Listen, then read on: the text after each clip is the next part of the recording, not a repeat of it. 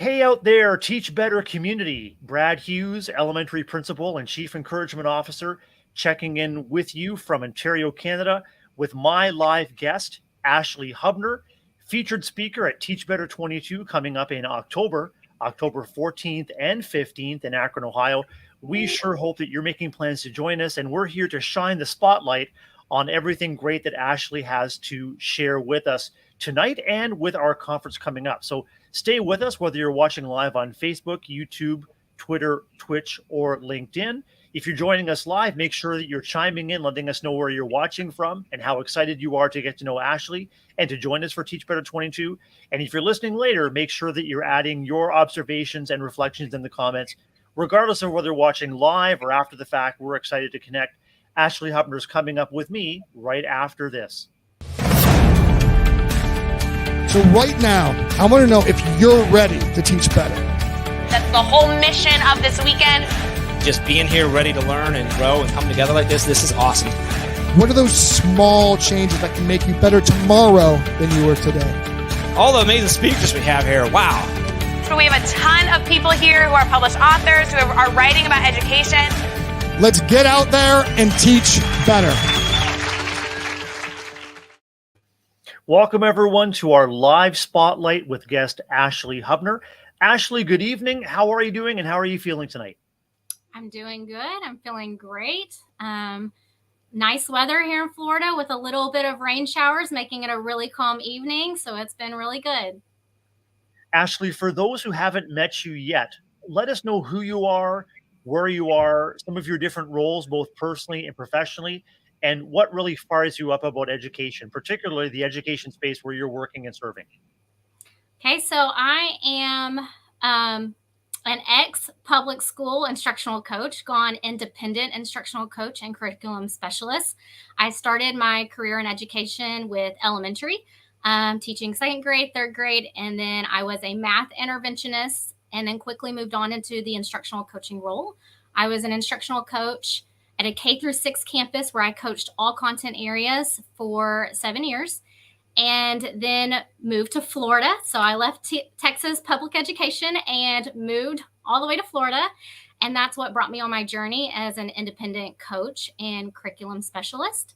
So currently I service school districts, coaching teachers virtually one-on-one, leading mentor trainings, and working on different curriculum projects on contract work. So I believe in instructional coaching. That is where my heart and my passion is. I believe that coaching can make the biggest difference for an educator who needs that extra support in the classroom. And I think right now in the times that we're in, who doesn't want a buddy to lean on and help them through the situations that they're trying to navigate in the classroom. So that is where my heart is. That's where my passion is. And that's what I'm here for. Ashley, what kind of feedback do you get from your clients that let you know that you're on the right track in terms of providing that personal service and support to help them meet their classroom goals and therefore improving outcomes for kids? I think the most impactful thing is hearing a teacher tell me that they feel more confident in the classroom, that they feel more secure about what they're doing, and that they're seeing the growth in their students. And when you know change is happening and good things are going on in the classroom, and the teacher's happy and the kids are happy, then that's what makes my job so rewarding. Ashley, I'm wondering if your transition to instructional coaching was fueled either by an instructional coach or coaches that made that crucial difference to you, or was it a lack of appropriate instructional coaching that left you feeling vulnerable, isolated, and frustrated, and you're filling in a gap that wasn't provided for you when you originally were a classroom teacher? I think how it started was there wasn't really a coach or a coaching role at the time when I first was in the classroom. And so we all kind of leaned on each other, but none of us were really the expert or had the extra time or the resource to go find the information or do the training for us. And so we were constantly having to find everything on our own, figure it out on our own, find, the book to read, the podcast to listen to. And so when I really fell in love with curriculum is when I really started to see my passion for instructional coaching, because as I started chewing on all the new learning and learning all the standards and really digging deeper into it, I really saw the knowledge base that novice teachers are missing sometimes. And so that really led me into wanting to love on and support those teachers are coming into the classroom new, and they're trying to manage it all, not just the classroom management, but also the curriculum and the assessments and everything. And I just wanted to be someone to lean on them and help support them and fill in those gaps where I could. Ashley, as an instructional coach, I know that your bread and butter is digging in with teachers on curriculum goals and igniting their passion for instruction. Where does the role of building relationships fit in? How do you build relationships with new clients, and what kind of impact does it make when you are looking to develop shared goals with them?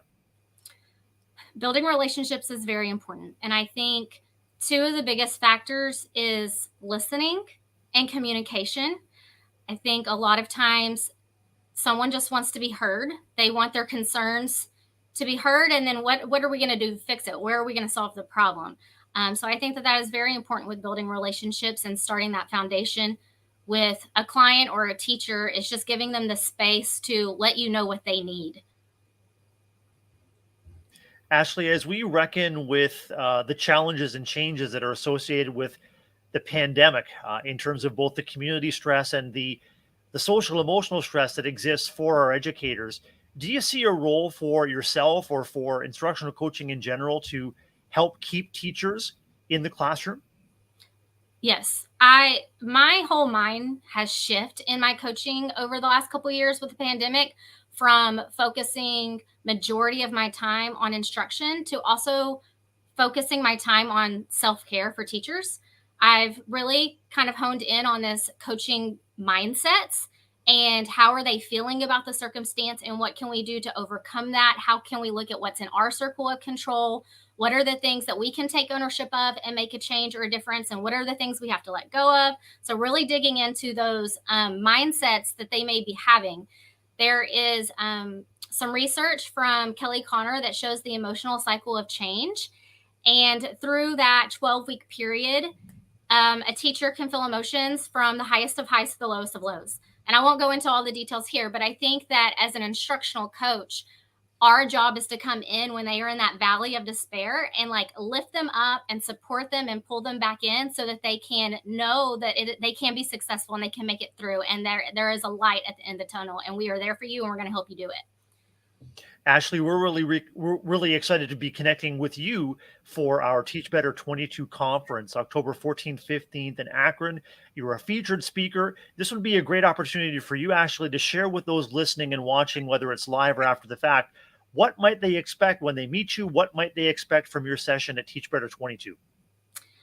Well, my session is called The Coaching Framework, A Plan for Coaches. And I think that anybody that's in the instructional role space or a mentor teacher space or a lead teacher or even administrators should come and listen, because I have kind of a twofold agenda here. My first agenda is, as a new coach, I was thrown in with basically the guidance of go and coach. Nobody knew what it looked like. There wasn't a framework. There were no expectations. It was just go what you do and do what you do. And so trying to navigate through that is what really led me to what this session is about, and trying to figure out a structure for what it looks like on a campus or within a district. What does coaching look like with the coaches that you have at the capacity that they can coach? The second fold to this is really for the teachers and the students. I think the teachers and the students should have an obligation to also know, what does a coach do and what does that look like and what does our relationship with that person look like, and what are the boundaries of those expectations. So in my session, I really want those teacher leaders, mentor teachers, instructional leaders, and administrators to really sit down and think and process through, what can coaching look like on their campus and what are the structures that can support that capacity. Ashley, in your work with your clients and districts that you serve, or in your previous role as a classroom instructor, what might be some of the barriers that participants need to be thinking about that need to be either anticipated or addressed as you think about expanding the role and availability of instructional coaching? I think one, you have to think about who is doing the coaching. Is it the leadership team, the administrators, the principal, the AP, or do they have an instructional coach on campus?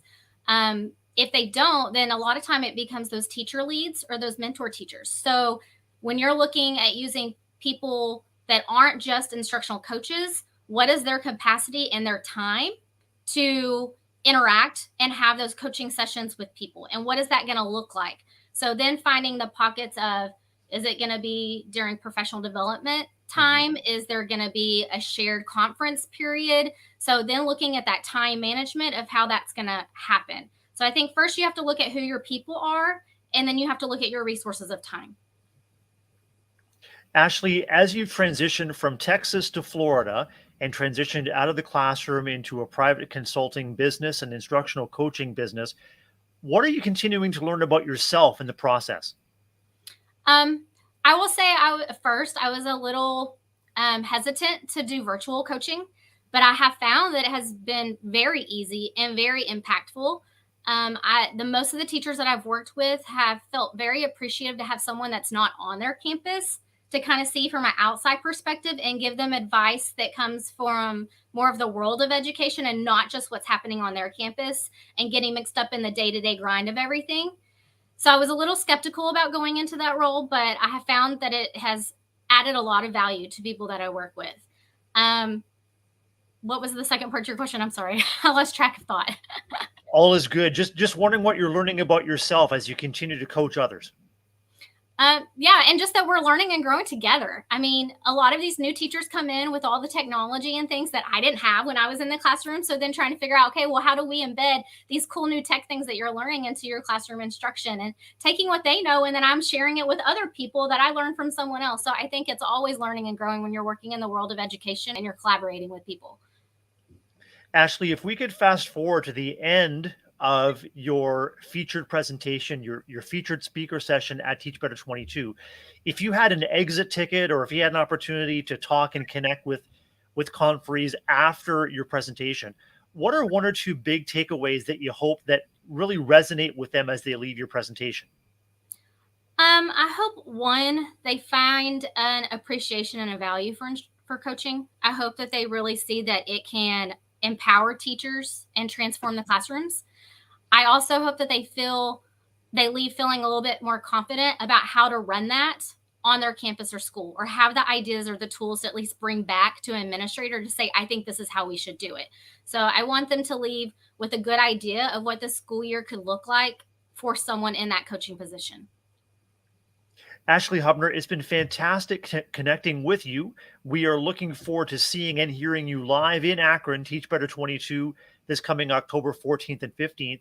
Ashley, in the meantime, if someone is watching and would like to reach out to learn more about you or learn more about the services that you offer, how is the best way they could do that? I'm on Twitter and LinkedIn at Coaching Access, Instagram, it's coaching with the _access. So I'm in all of those locations. You can feel free to reach out to me. I also have my own website, coachingaccess.net. So you can reach out to me there as well. Ashley, continued success in your role and in your working and in your community life in Florida. And until we meet in October in Akron, I wish you the very best, and I wish the very best to everyone watching and listening. Remember, it's teachbetterconference.com for all the details. You can get to know Ashley in person, as well as hundreds of other educators with wonderful things to offer. I want to make sure that, Ashley, you know how much we appreciate you, and we appreciate your willingness to come to Akron to get to know us and our Teach Better community and make it just a little bit better. Ashley Hubner, thanks so much for being with me tonight. Thank you. I'm so excited, and I can't wait to be in Ohio, and I'm trying to get all my friends to come. I have one that has booked her plane ticket, so I'm hoping the rest of you will join in. And remember, there's codes out there, and I have a code if you want to get a discount. Ashley, thanks so much. We'll see you in Akron. All right. Bye.